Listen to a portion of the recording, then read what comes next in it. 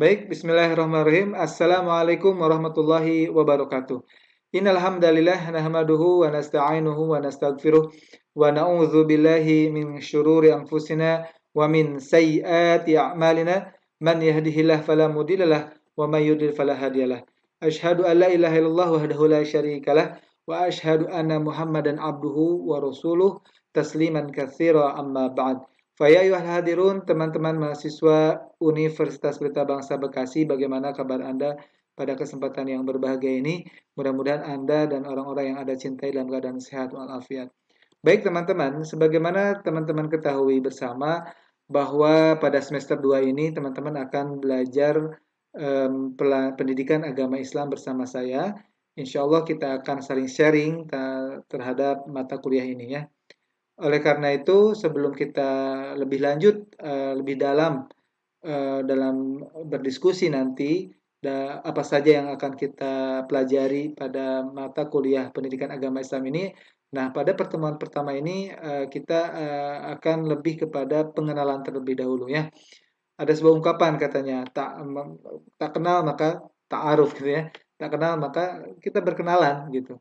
Nah, baik teman-teman, sedikit ingin saya sampaikan, tidak maksud untuk apa ya, tidak ada niat untuk yang lainnya, sekedar hanya ingin saling mengenal saja, barangkali nanti kita bertemu di luar, ya, oh ternyata ini seperti Pamiftah nih, nah, sapa saja, jangan ragu lagi ya, untuk saling menyapa. Demikian dengan saya, ketika nanti saya bertemu Anda di luar, oh ini kelas saya nih, ini anak-anak mahasiswa saya di Universitas Pelita Bangsa Bekasi. Baik teman-teman, izinkan saya untuk memperkenalkan secara singkat, nama saya Miftah Wangsa Danurija. Saya lahir di Bandung 28 September 1983. Untuk rumah silakan kalau ya ada teman-teman yang ingin main ke Bogor ya, di perumahan Green Dramaga Residen Blok L5 Jalan Tegaluaru Ciampea Bogor Jawa Barat.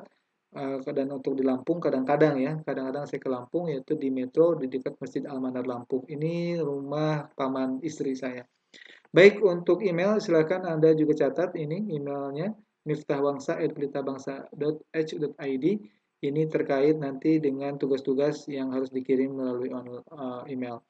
Untuk HP nomor nomor handphone saya 0813 9828 1983. Untuk channel YouTube seperti Anda yang ketahui di sini ya silakan Anda eh, diperhatikan channel saya ini. Untuk pendidikan, alhamdulillah pada tahun 2020 saya sudah selesai di S3 dalam jurusan Ilmu Pendidikan Bahasa di Universitas Negeri Jakarta. Kemudian S2 Magister jurusan Pendidikan Bahasa Arab di UIN Bandung tahun 2015 dan S1 saya Sarjana Pendidikan Agama Islam di Sekolah Tinggi Agama Islam Yamisa Bandung tahun 2009. Sebelumnya pernah mondok di Pondok Modern Darussalam Gontor Ponorogo. Untuk pekerjaan, saya dosen tetap di Pelita Bangsa sejak tahun 2013 sampai sekarang dan eh, ngajar di beberapa kampus ya, ada DLB di STR Hidayah, kemudian DLB di Pascasarjana IAIN Metro dan DLB atau dosen luar biasa di Politeknik Siber dan Sandi Negara PSSN 2020 sampai sekarang. Untuk karya tulis silakan nanti mungkin Anda bisa cek sendiri di PowerPoint ini. Baik, langsung saja teman-teman.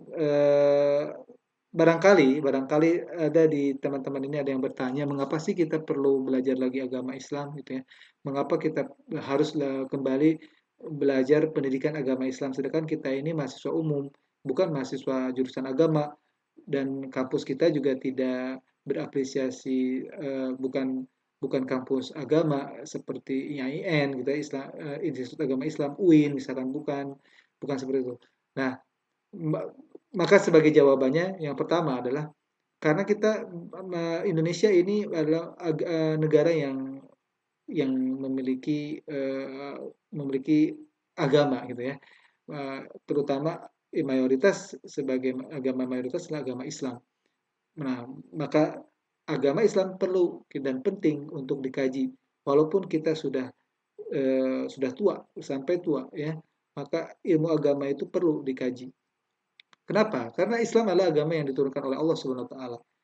Perlu dipahami secara detail, perlu dipahami secara mendalam ya. Oleh karena itu Nabi kita Muhammad SAW terus mengajarkan agama Islam ini ya. Dari sejak mulai beliau diangkat menjadi seorang nabi dan rasul, ya. Kemudian ada beberapa kisah mungkin di sana ya, di Isra Mi'rajkannya Nabi Muhammad SAW, ya, yaitu untuk menerima amanat ya, ilmu-ilmu yang akan diterima oleh Nabi Muhammad, atau ilmu-ilmu yang akan disampaikan oleh Allah kepada Nabi Muhammad SAW. Nah, ini kan perlu dibimbing, perlu diajarkan, perlu diestafetakan. Nah, oleh karena itu pengajaran ini, ya, pengajaran dakwah Islam ini terus tetap dilestarikan oleh para khulafa ar-rasyidin. Siapa mereka? Mereka para sahabat Nabi. Kalau khulafa ar-rasyidin pasti 4 orang itu yang kita kenal ya, yaitu siapa aja? Ada Abu Bakar As-Siddiq ya, kemudian Umar bin Khattab, kemudian Utsman dan Ali radhiyallahu anhum.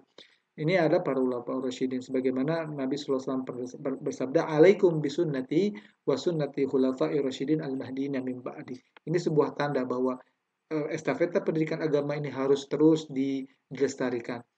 Nah, sampai sekarang ya, pendidikan agama Islam terus diestafetakan oleh para ulama, para kiai ya, dan akhirnya PAI Pendidikan Agama Islam ada di setiap perguruan tinggi umum. Hal ini untuk menindaklanjuti dari amanah tersebut, yaitu untuk menyebarkan ajaran Islam melalui lembaga pendidikan. Nah, kemudian juga teman-teman, ini ada hal yang penting, yaitu amanat undang-undang juga sudah tersampaikan dalam amanat undang-undang sistem pendidikan nasional ya, tahun 2000 tahun 1989 nomor 2 bab 9 pasal 39 yang berbunyi isi kurikulum pada setiap jenis dan jenjang pendidikan wajib memuat pendidikan agama. Nah, jadi penting ya, sini sudah ada undang-undangnya. Ya, mengapa sekarang kita perlu lagi belajar PAI padahal kita ini adalah mahasiswa umum dan berada di perguruan tinggi umum? Ini landasannya ya. Selain poin-poin penting tadi yang pernah saya sebutkan, yang sudah saya sebutkan, juga ini kita berlandaskan undang-undang. Walaupun ada isu katanya hari ini pendidikan agama akan dihapus menjadi sebuah pendidikan etika dan moral. Oke, saya kira tidak apa ya, yang itu hak kebijakan lah, tetapi tetap saja menurut kacamata saya, agama ini justru sudah mencakup semua yang ada dalam nilai etika, nilai moral. Karena dalam agama kita belajar moral, kita belajar etika, kita belajar akhlak, kita belajar tentang nilai-nilai kemanusiaan itu sendiri ya, semuanya ada dalam nilai agama ini. Jadi tidak perlu untuk diganti gitu menjadi sebuah nama baru, walaupun secara esensi mungkin sama, tetapi lebih mendalam lagi ya, pendidikan agama itu lebih lebih mengkokohkan seseorang, ya, lebih lebih menunjukkan jati dirinya gitu, saya tuh agama apa gitu ya. Nah, ini ada agama ya, agama Islam, karena memang dalam pasal selanjutnya ada pasal yang berbunyi bahwa di setiap jenjang pendidikan itu harus ada pendidikan agama yang sesuai dengan agamanya masing-masing, kemudian diajarkan oleh dosen yang sesuai dengan agama mahasiswa itu masing-masing. Artinya kalau di kampus lain, ketika kampus lain adalah mayoritas non muslim, misalkan di kampus Trisakti atau Maranatha Bandung, itu kan mayoritas non Kristen tuh, berarti mereka ada pendidikan agama Kristennya. Nah, di UPB ini karena mayoritas adalah muslim, maka yang dihadirkan di sini adalah mata kuliah pendidikan agama Islam. Adapun nanti bagaimana yang mahasiswa yang non muslimnya, Pak? Baik, nanti kita akan dibicarakan ya. Ini secara global dulu teman-teman ya. Di video ini hanya global, nanti kita akan lebih detailkan di Zoom. Nah, baik, intinya akhirnya pendidikan agama ini merupakan usaha sadar untuk menyiapkan peserta didik dalam meyakini, memahami, menghayati, dan mengamalkan ajaran agama melalui kegiatan bimbingan, pengajaran, atau pelatihan. Ya, hal ini untuk apa? Agar kita bisa memiliki rasa hormat terhadap agama lain dan bagaimana kita menjaga kerukunan antar umat beragama yang ada di masyarakat sehingga mewujudkan persatuan nasional. Intinya pendidikan agama perlu untuk dibimbing, perlu diajarkan, dan perlu dilatih begitu melalui pendidikan tinggi seperti ini.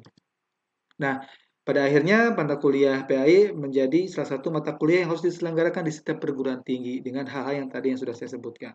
Baik, langsung saja teman-teman. Tadi saya katakan bahwa ini hanya global saja, nanti kita akan perdalam di via Zoom ya. Untuk yang pertama adalah kontrak kuliah. Yang pertama, hadir tepat waktu.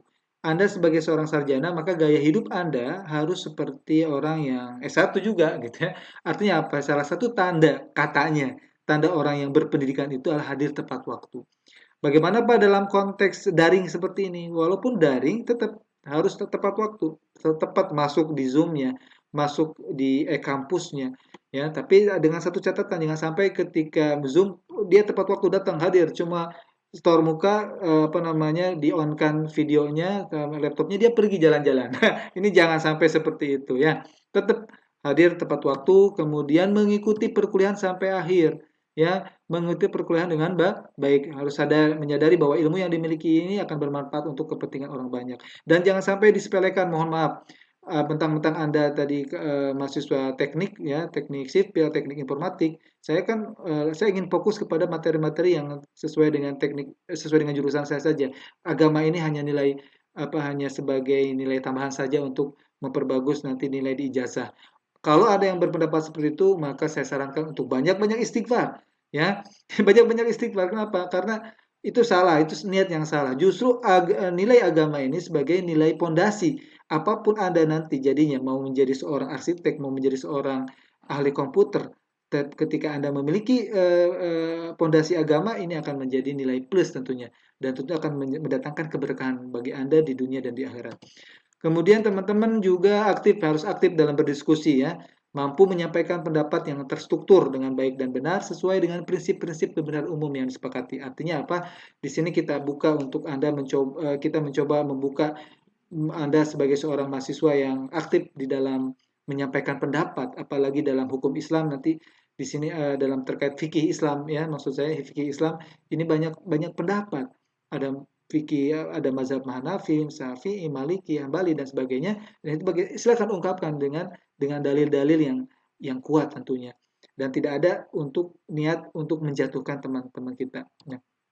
Ya, kemudian membuat makalah sesuai standar. Ini ada di materi pendidikan bahasa Indonesia ya. Nanti yang teman-teman yang pernah ikut mata kuliah saya di bahasa Indonesia juga ini diperhatikan kembali kaidah-kaidah penulisan ilmiahnya. Kemudian berperilaku baik dan sopan. Nah, ini yang pentingnya walaupun kita dalam keadaan daring, jangan sampai seenaknya saja lagi Zoom gak pakai baju, mohon maaf gitu ya, pakai oblong. Apalagi kita ini bahasa pendidikan agama harus sopan lah, minimal menggunakan baju yang rapi gitu ya. Kalau mau kaos silakan kaosnya yang berkerah gitu. Kemudian apalagi nanti kalau ke kelompok penyaji saya wajibkan untuk menggunakan jas alma mater sebagai pembeda. Ini sebagai penyaji begitu ya. Nah, kemudian selanjutnya teman-teman untuk kehadiran bagi teman-teman yang hadir 6 kali atau absen ya, tidak hadir selama sebanyak 6 kali pertemuan dan tidak ada keterangan apakah dia sakit, izin kerja itu, dia bolos saja gitu ya, maka ini dipastikan nilainya D. Ya, dipastikan nilainya D. Jadi kehadiran ini sangat membantu nilai nanti, nilai akhir sebenarnya. Nah, karena nanti nilai itu akumulasi dari nilai kehadiran, nilai UTS, nilai UAS, tugas, ya itu. Nah, nilai kehadirannya juga sangat penting, ya. Ya, kemudian untuk tugas pribadinya ada ada bacaan-bacaan yang harus dihafal ya. Kalaupun tidak dihafal dibaca saja, dibaca disetorkan ke saya. Ada 5 surat, ada An-Naba, ada An-Nazi'at, Abasa, Al-Mutaffifin, At-Thoriq. Ini tugas pribadi. Sebagai tugas kelompok nanti kita akan bagikan materi-materi ya sesuai dengan silabus yang sudah kami buat.